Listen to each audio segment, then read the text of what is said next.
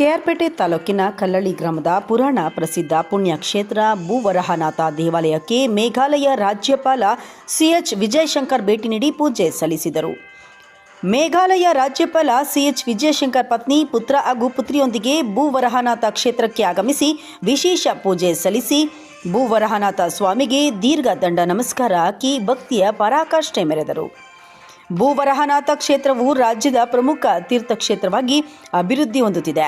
ಭೂವೈಕುಂಠವೆಂದೇ ಪ್ರಖ್ಯಾತಿ ಗಳಿಸಿರುವ ಕ್ಷೇತ್ರದ ಮಣ್ಣಿಗೆ ವಿಶೇಷ ಶಕ್ತಿ ಇದೆ.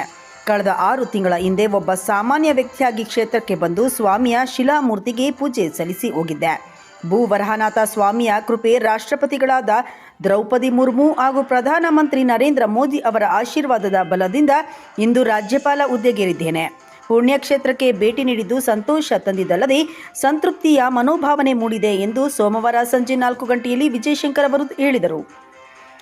ಇನ್ನು ಶ್ರೀ ಕ್ಷೇತ್ರಕ್ಕೆ ಆಗಮಿಸಿದ ರಾಜ್ಯಪಾಲ ವಿಜಯಶಂಕರ್ ಅವರನ್ನು ರಾಜ್ಯದ ಮಾಜಿ ಸಚಿವ ಡಾಕ್ಟರ್ ನಾರಾಯಣಗೌಡ, ದೇವಾಲಯ ವ್ಯವಸ್ಥಾಪನಾ ಸಮಿತಿಯ ಮ್ಯಾನೇಜಿಂಗ್ ಟ್ರಸ್ಟಿ ಶ್ರೀನಿವಾಸ್ ರಾಘವನ್, ತಹಸೀಲ್ದಾರ್ ಆದರ್ಶ್ ಹೃದಯಸ್ಪರ್ಶಿಯಾಗಿ ಸ್ವಾಗತಿಸಿ ಬರಮಾಡಿಕೊಂಡರು.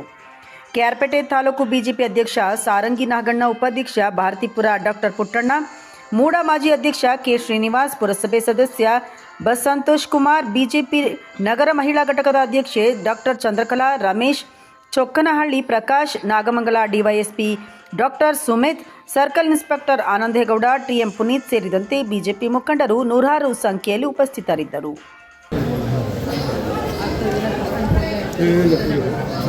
ನಿನ್ನೆ ಮುಗಿತು ಪೂಜೆ, ಕೃಷ್ಣ ಪೂಜೆ, ರಾಜು ಭಾಳ ಇದೆ.